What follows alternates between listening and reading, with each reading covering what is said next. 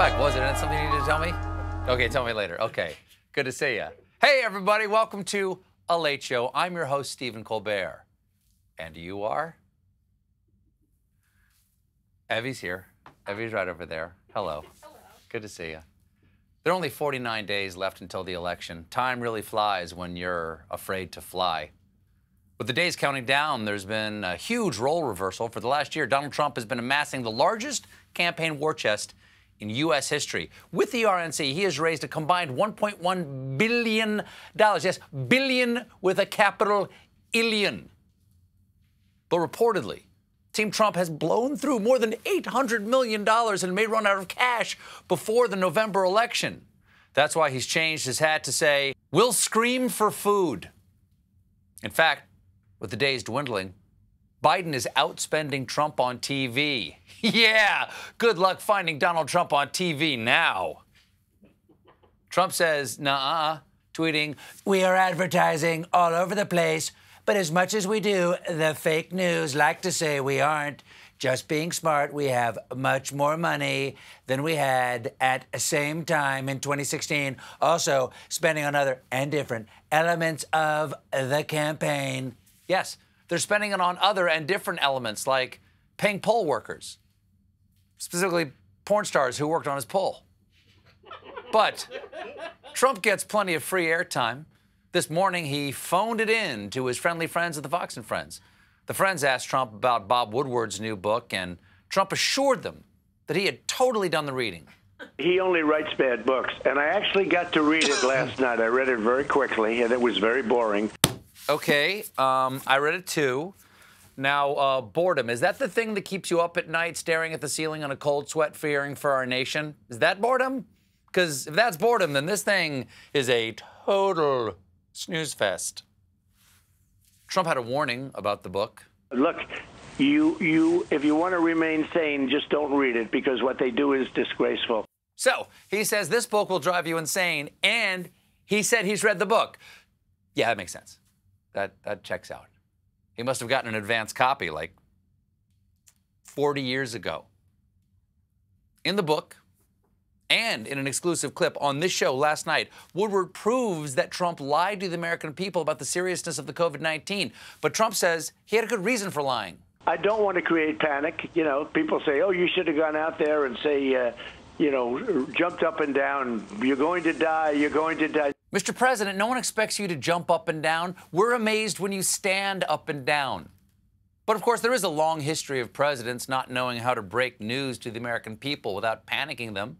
We all remember FDR's inaugural. "Let me assert my firm belief that the only thing we have to fear is you're gonna die! You're gonna die!" Now, after 47 long minutes, the friendly Fox interview finally wrapped up with Trump making it clear he wants to do it again soon and repeatedly. Yeah, we're going to do it every week. Every Monday, I think they said. And if we can't do it on a Monday, we'll do it on a Tuesday like we did today. Sounds good. Mr. President, Thank you very much. You may want to do it every week, but Fox is not committed to that. We're going to take it on a case-by-case basis. Wow, that is cold. That's like ending a date with, "So, I'll see you next Saturday," and every Saturday after that. She says, "You may want to see me next Saturday, but Katie is not committed to that. We'll take it on a case-by-case basis." No tongue. Mr. President, too far? Too far, the no tongue? Yes. No, it's no tongue. If I'd said tongue, that's too far. It's very restrained. It's very decorous. The point is, I just think Steve Ducey's not that into you. One group Trump is working hard to win over is Hispanics. Yesterday, he held a Latinos for Trump roundtable, though many people said it looked less like a roundtable than kind of a sneaky way of holding a rally, to which Trump said, yeah. The fake news, they said that this is supposed to be a roundtable, but it looks like a rally, but it is a rally because we love each other. No, it is a roundtable, and we're here to really listen.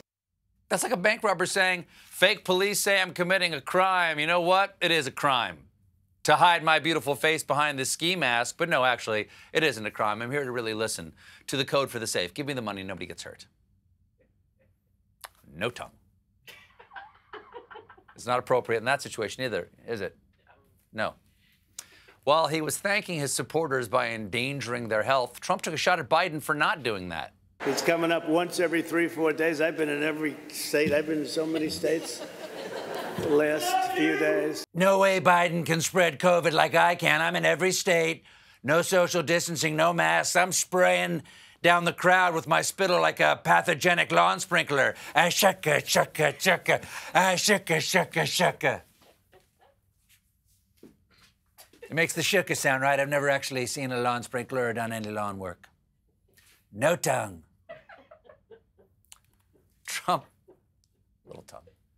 Trump again implied that coronavirus is a plot by the Democrat, and that after the election, governors who had shut down their states to protect their citizens would prove it to him. You know what's going to happen. On November 4th, they'll open up everything. They're just doing it. On November 4th, they'll announce everything's open now. You know, we were only kidding. So you're saying this is all just a big prank on all of us? Well, I'll say this. It does feel like the worst episode of Jackass. The campaign may come down to the debates eventually, and Trump previewed his strategy over the weekend with Fox News anchor Jeanine Pirro, seen here losing a debate to Ernest and Julio Gallo. When the subject of Biden came up, Trump was suspicious that his opponent might be getting a little help. You know, everyone thought he was going to be killed by Bernie, and it was a tie. It was nothing. It wasn't Winston Churchill, but it was fine. But I've also seen him in some of the other debates where he wasn't even coherent. He couldn't utter, I mean, his... How do you think he goes from incoherent to coherent? I think there's probably, possibly drugs involved. That's what I hear. I mean, there's possibly drugs. You caught me, Don. I've been juicing. Tomato, beet, prune. I'm as regular as the atomic clock, Jack.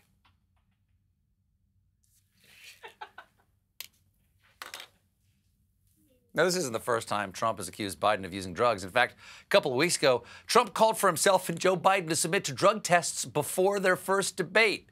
It would be the first real test of the general election. Which septuagenarian is capable of producing enough urine to fill a cup?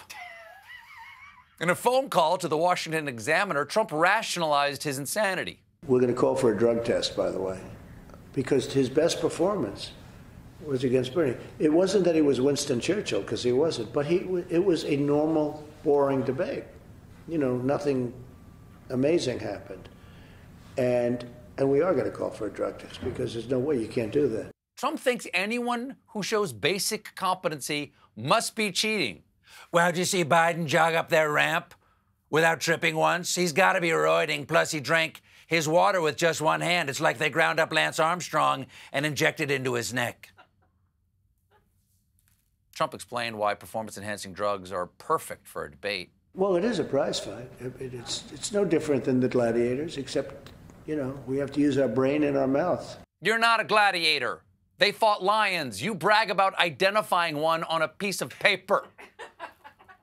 The first presidential debate is just 2 weeks away, so this year you won't have to wait until Thanksgiving to hear two grandpas argue about politics. But there may be a major format change thanks to podcast host and cue ball being pulled out of a claw machine, Joe Rogan. On a recent episode, Rogan's guest Tim Kennedy proposed a different kind of debate. Would you do a debate? Would I? You be the control mechanism to the candidates, like a Biden-Trump debate with Joe Rogan hosting. Your questions. We should have that. This is 2020. I mean, we have the ability to have that. We're not talking about 1979. We're talking about 2020. If they wanted to do that, they both wanted to come here in Austin, sit down, and have a debate, I would 100% do it. My God. I would 100% do it. Hell yeah! It is about damn time we had a debate moderated by the former host of Fear Factor. Gentlemen, you've got 3 minutes to outline your plan for comprehensive infrastructure reform while you eat donkey testicles. Go. Rogan's guest even tweeted this out. On my podcast with Joe Rogan, he offered to moderate a debate between Joe Biden and Donald Trump. It would be 4 hours with no live audience, just the two candidates, cameras, and their vision of how to move this country forward. Who wants this? And the President of the United States responded, I do. Don't get your hopes up, Rogan. Trump has a long record of not meaning it when he says, I do. But Trump seemed serious about it when he was asked about accepting this debate on this morning's Foxy Friends. So you've accepted that. Joe Biden, no word on whether or not he would be interested in doing that Joe Rogan debate. Joe is lost. Joe is lost. We can't have a president that's mentally lost. You know. You mean Joe Biden? I thought you meant Joe Rogan at first. Joe Biden. Joe is lost, and by Joe, I mean Biden. But he gets help from Joe in the media. I'm talking about Scarborough, rhymes with Marlboro, one of the great cigarettes. Bottom line, I will debate Joe Camel. Well, tonight, I, Stephen Colbert, am hereby offering to moderate a debate between Joe Biden and Donald Trump. It would be 8 hours, locked room, no names, no cameras, only one boardwalk caricature artist. Winner is whichever candidate has the biggest head. Let me sweeten the pot a little bit, gentlemen. I'm talking one stage, one podium, on wheels, zips back and forth. Two competitors, two shields. One man has a sword, the other one has a net and a trident. One hungry lion in a coliseum. Each man will get 30 minutes to make one meal from the ingredients found in our mystery basket. Okay, what do we got? We got capers. We got Twizzlers. We got pork loin and a bottle of Weller 12 bourbon. That's for Daddy. Just to make it through this show till November. And we got a great show for you tonight. Janelle Monáe is here. But when we come back, meanwhile, join us, won't you? That is a real deal.